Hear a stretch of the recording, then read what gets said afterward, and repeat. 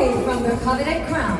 But now, as much as we want everyone to come out as winners, it's time to trim their numbers of hopefuls down to 10. Ladies and gentlemen, brace yourselves as we are now announcing our final 10. Starting off with the first candidate making it into our top 10 for Miss Grand Philippines is Miss Grand Caloocan City, Shannon Campon.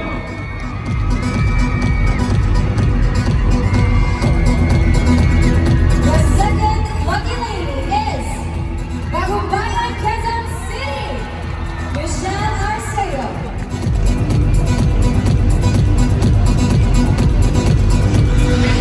You're in Miss Grand Tarlac, Racine Reyes.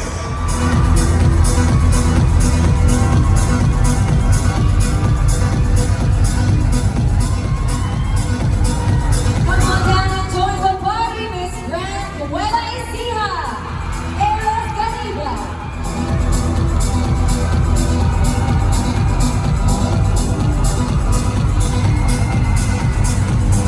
Please join them, Miss Grand Northern Samar, Maria Gail Pobes.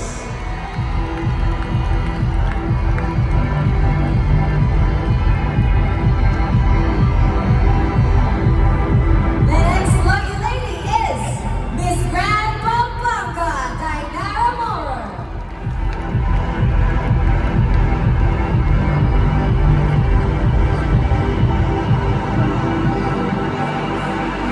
You made it to the top 10, Miss Grand Pangasinan, Rona Dalaine Lopez.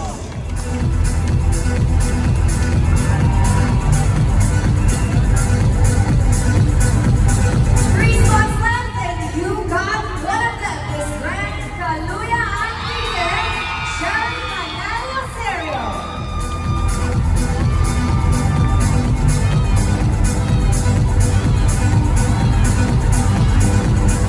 Congratulations, Miss Grand Cagayan de Oro City, Nikki De Mora.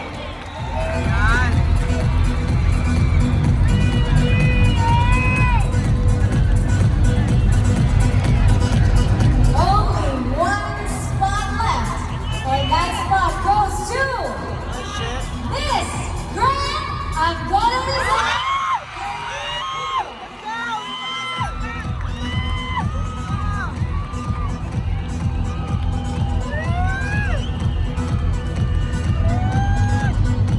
Ladies and gentlemen, take a good look at this year's Miss Grand Philippines final 10.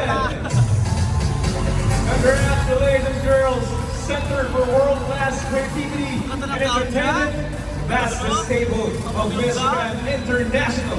It's something that each year's queens and titles have already represented around the globe. But you know what, EA? To convey that message, you also need to have a critical mind and a sound mind at that.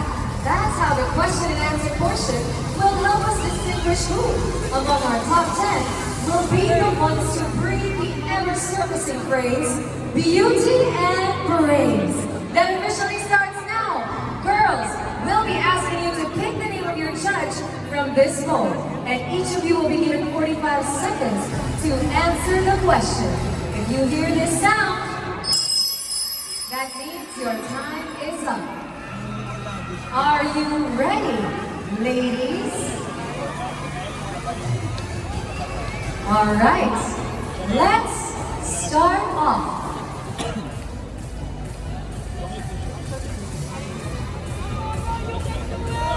Let's begin with Miss Grand Caloocan City, Shannon Tapon.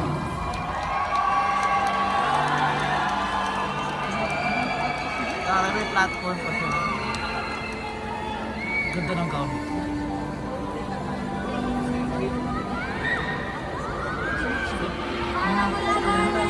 Ayan na yung...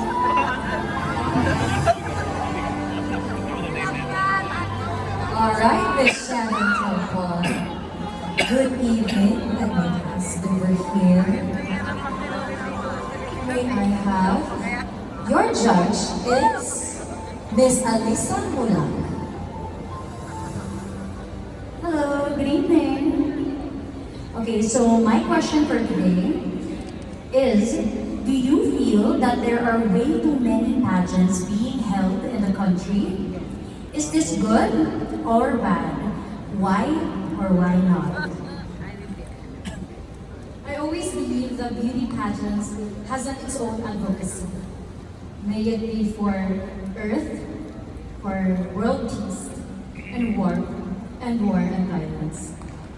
And each pageants give us a platform to share what we can offer to the world. Each girl was given a chance to showcase not just their beauty, but their brain, intelligence, and their advocacy. And with this, let me be an ambassador for Miss Grand Philippines, not just to showcase my advocacy, but to help to promote your advocacy in stopping the war and violence in our country and in the world. Thank you.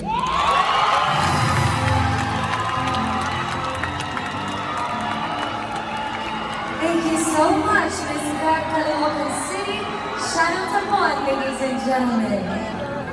Let's move on to our next candidate, Miss Grand Bagumbayan, Quezon City, Michelle Arceo.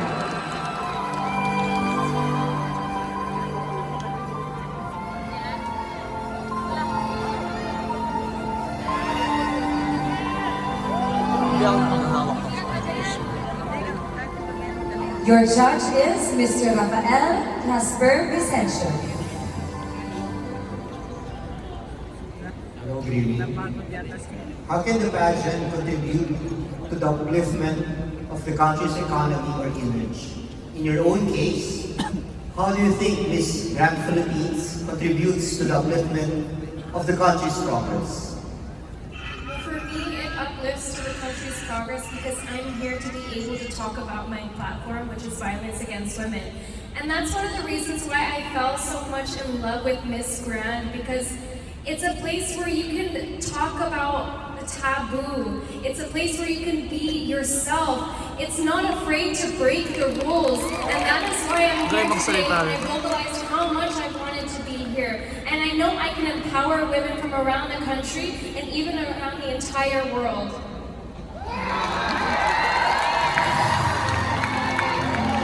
Thank you so much, Michelle. Ladies and gentlemen, give it up for your Miss Grand Bagumbayan, Quezon City, Michelle Arceo. Very well said. Our ladies certainly have a lot on their minds. Now, ladies and gentlemen, give a round of applause for Miss Grand Tarlac, Miss Francine Reyes. Hold on a minute. Your judge, do you see that correctly?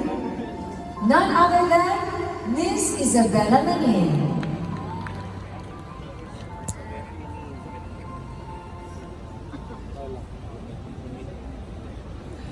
Good evening.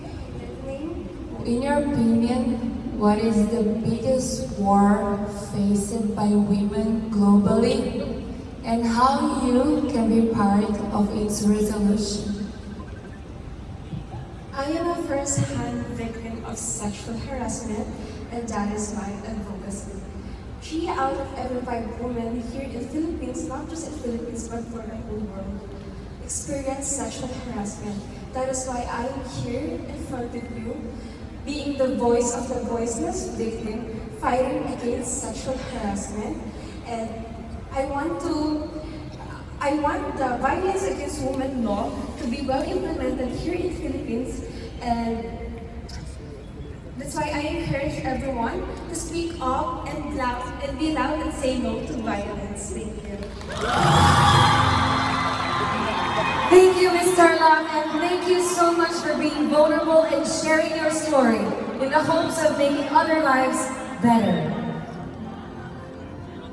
Wow. Ladies and gentlemen, our next candidate is Ms. Grand Nueva Ecija.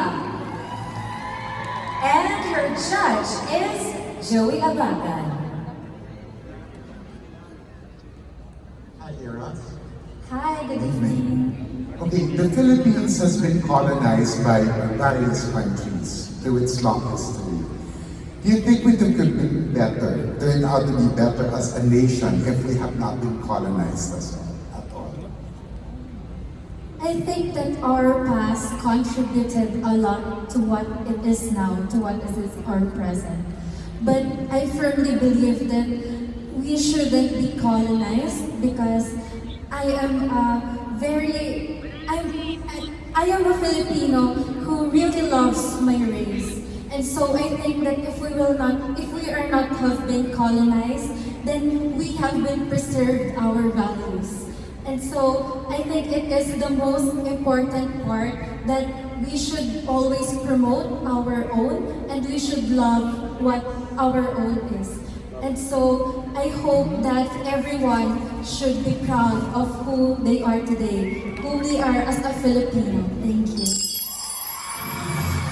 Right on the dot. Ladies and gentlemen, Miss Grant Nueva Ecija. Our next candidate is Miss Grant Northern Samar. Please come up and pick your judge. I can honestly say I am deeply moved by everything that our candidates have expressed so far. They are all so heartfelt and genuine. Thank you. Good evening, Miss Northern Samar. Your judge is Miss Vivian Tan.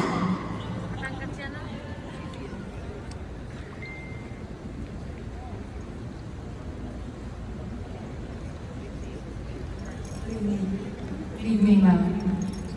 The Department of Tourism has just launched its Love for the Philippines campaign. For you, what are the top 5 things to love about the Philippines? For me, the top 5, the first one is actually the people smile, the Filipino smile. We have genuine smile that gives the warmth to the foreigners, that they make them,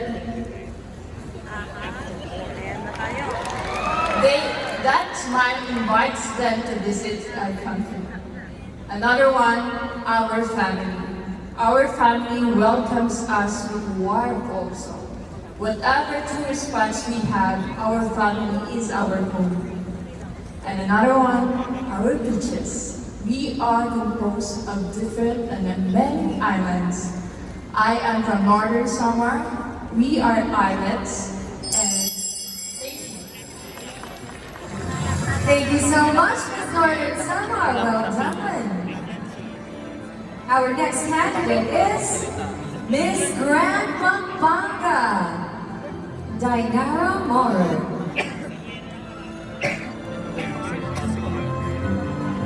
I mean, it's true, there's many reasons to love the Philippines, not just one, right? Hello, Miss Pampanga. Your judge tonight is Elizabeth Clancy.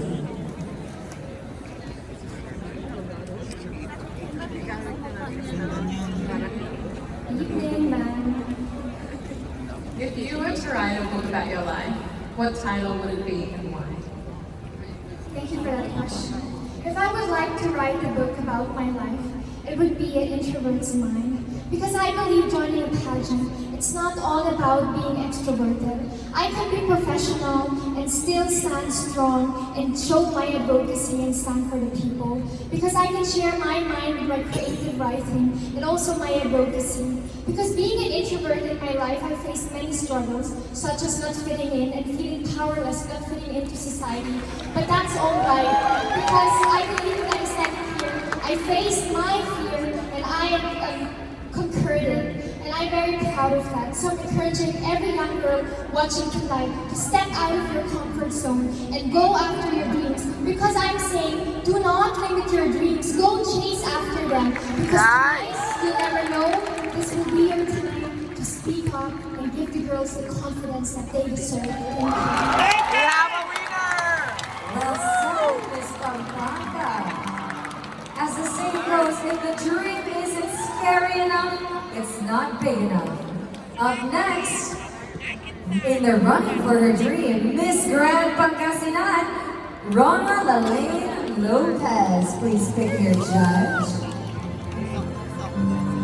Wow, these girls are breezing through the question and answer. Wouldn't you agree? You're doing so well. Thank you. You are so tall. Your judge is Christopher Kong. Good evening. In case of war, if global proportion breaks out, whose interest and welfare should be considered first priority? Women, children, or the elderly? I believe everyone deserves the right for this.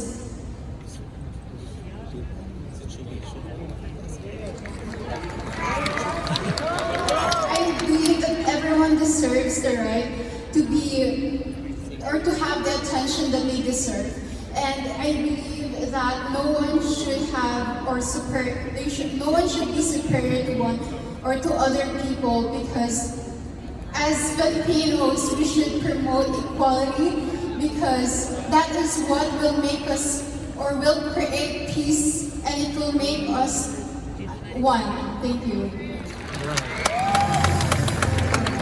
Well done, Rana. Up next we have Miss Kaluya Antique, Cherry Manalo Serio.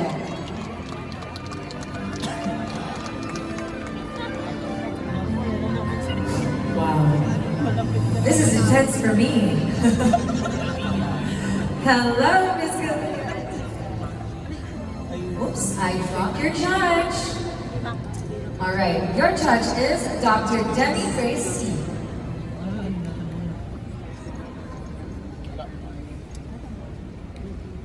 Good evening. Hi, good evening po. My question is, which profession do you think is in the best position to resolve or stop wars and conflicts? The president, a military general, a doctor, a lawyer, or a priest? I believe that we don't need a position to spread kindness and peace to this world. Because even this world is full of uncertainties and misunderstanding. We may have differences, and it is inevitable. But I strongly believe that with the constant manifestation of kindness in everything that we do, we have the power to influence others, to spread kindness. And always remember that we are not seeking for a perfect world, but we are hoping for a progressive home. Thank you. Thank you, Miss Kaluya Antique. She has certainly made her province proud.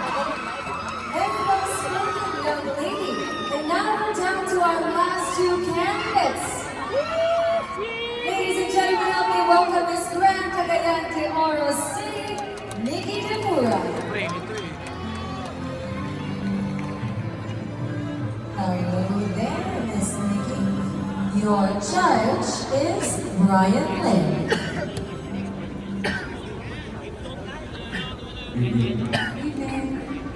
If you were given a chance to come up with your own slogan to promote the Philippines, what would it be and why? It would be to love the Philippines. I think being a Brazilian and Filipina, it makes me love both cultures, both heritages, and two different traditions. And so I am proud to say that I love Philippines, despite having its flaws. Thank you. Good job, Miss Cagayan de Oro City.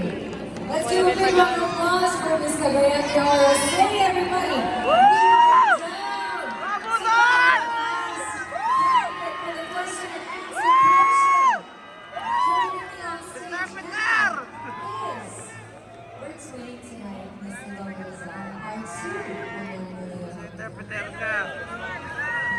Your judge is Nancy Gold.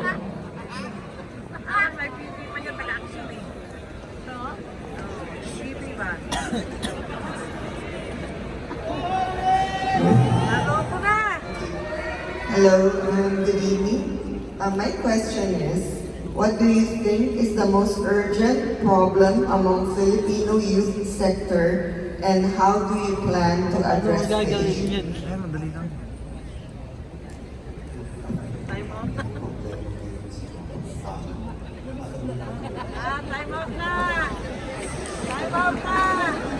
Para sa akin, pardon please. Arik! Arik! Para sa akin, ang pinakamalubhang problema ngayon ng mga kabataan ay ang edukasyon. Dahil ang kailangan ng mga kabataan ngayon ay ang edukasyon para mamulat sa kinabukasan at naniniwala pa rin po ako sa kasabihan na ang kabataan ay ang pag-asa ng bayan. At para maging pangdayo tayo, taas noo, dahil Pilipino tayo, kagaya ko, maliit lang ang bansa ko, pero pinagmamalaki ko. Salamat po. Naiintisyon niya po.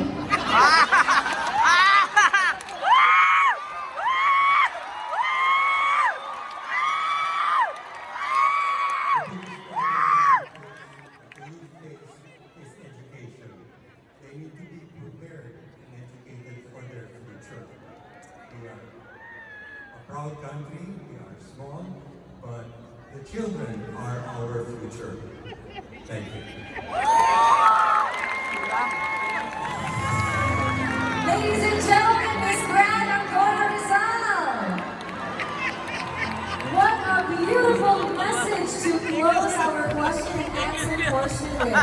She believes the children are our future. And though our country may be small, we are